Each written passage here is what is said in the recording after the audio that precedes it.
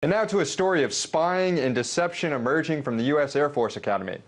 According to information obtained by the Colorado Springs Gazette, the Air Force's Office of Special Investigations, or the OSI, was running a secret program in which cadets were forced to spy on their classmates to catch suspected drug users and sex offenders. The cadets, who acted as informants, were encouraged to deceive classmates, professors, and commanders while taking photos, wearing recording devices, and filing secret reports. And according to the Gazette, this is something many cadets were bullied into doing. It says the records show OSI uses FBI-style tactics to create informants. Agents interrogate cadets for hours without offering access to a lawyer, threaten them with prosecution, then coerce them into helping OSI in exchange for promises of leniency they don't always keep. One of those cadets was Eric Thomas, who claims he was recruited into the program in 2010, where he essentially became a spy for the OSI and secured several convictions, drug and sexual assault convictions, against his fellow cadets. Eventually, Thomas himself was kicked out of the program when OSI determined he, quote, no longer had access to targets. And documents obtained via Freedom of Information Act request confirm Thomas's story. And given Thomas's history of dealing with infractions as a spy for the OSI, he himself had racked up enough demerits to be kicked out of the Air Force too. And he was, in 2012, just 6 months before graduating. He thought the OSI would defend him at this hearing, but instead he was left hanging. The Air Force had denied such a program existed, but earlier I spoke with the investigative reporter at the Colorado Springs Gazette who broke this story, Dave Phillips, and I first asked him if the Air Force is still sticking to its denial now that this story has been broken open. No, they just came out yesterday and said, yes, we use this program, although they wouldn't say how much or give any details, but they said, you know, it works, we're allowed to use it, and they defended it. So one of the things that really struck me about it, that using informants at the Air Force Academy, is the Academy takes its honor code very seriously. They require cadets never to lie. In fact, if you get caught lying, you can get kicked out for one offense. But at the same time, this program pretty much requires some cadets to lie. And I tried to get them to speak about that seeming contradiction, and so far no one's really discussed it with me. Well, we're learning of this through the case of Eric Thomas, who claims, and he has evidence that you've presented that shows that he was working within this program. He was spying on his fellow cadets, securing numerous convictions in the process before he himself was kicked out of the Air Force, and he was recruited after he got in trouble.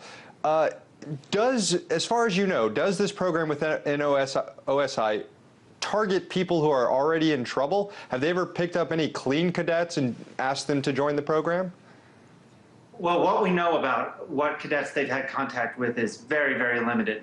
But generally speaking, how these programs work, and these programs are used in other places, not just at the Air Force, although using them in colleges is extremely rare. What we know is that, yeah, you might get picked up for some sort of small misconduct, and then law enforcement would try and leverage that and say, look, we'll make this go away if you work for us. Now, generally within the FBI or within law enforcement, they pinch small-time people to try and get bigger people. So you get the drug user so you can try and learn who the drug dealer is or something like that. In the case of the Academy, that didn't necessarily seem to happen. It seemed as if when they created informants, they were looking for any kind of misconduct, no matter how small. What happens to other OSI informants?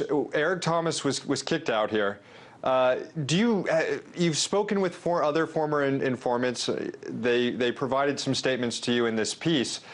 It's almost as though once you get recruited into this program, you're on your way out of the Air Force. You're going to be kicked out eventually when you no longer used to rat out your fellow cadets. Is that kind of the way this works? You know, honestly, we don't know how it works. What we do know is we have a few, a very limited number of examples. Within those examples, 3 of the 5 I know of were kicked out for their actions. One went on and sort of dropped out of the program, became an officer, wants nothing to do with it. Another went and worked for, now works for OSI.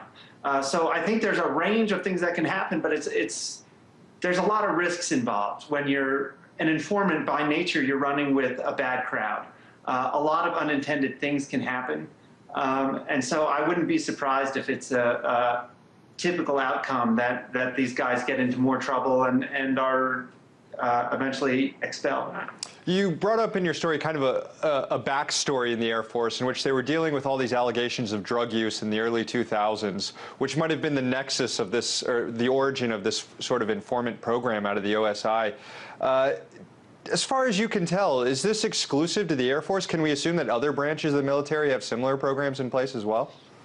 Well, that's really a tricky question. So yesterday I got statements from both the Army and the Navy saying that they do not have programs of this type.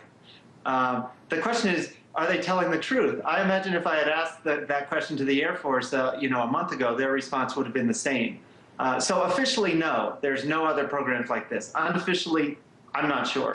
What happens to Eric Thomas now? Your article has kind of dragged this program into the light. As you said, the Air Force is now fessing up that this program actually existed. Have any of these new documents that you received through FOIA requests and everything, can they allow Thomas to have any recourse to what happened to him?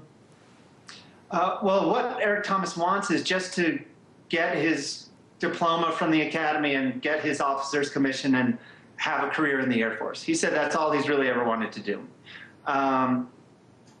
Will that happen now that all this has come out is totally unclear. Right now, the Air Force's response to our reporting has been to say that Cadet Thomas was a cadet with a long history of misconduct, that all of his misconduct happened before he was an informant, and that therefore they were totally justified in what they did. Now, my reporting I believe contradicts what they're saying, but right now they're not conceding to any of those points. Yeah, it'll be interesting to see what more comes out of this reporting here. Dave Phillips, investigative reporter at the Gazette. Thank you so much. Thanks for having me.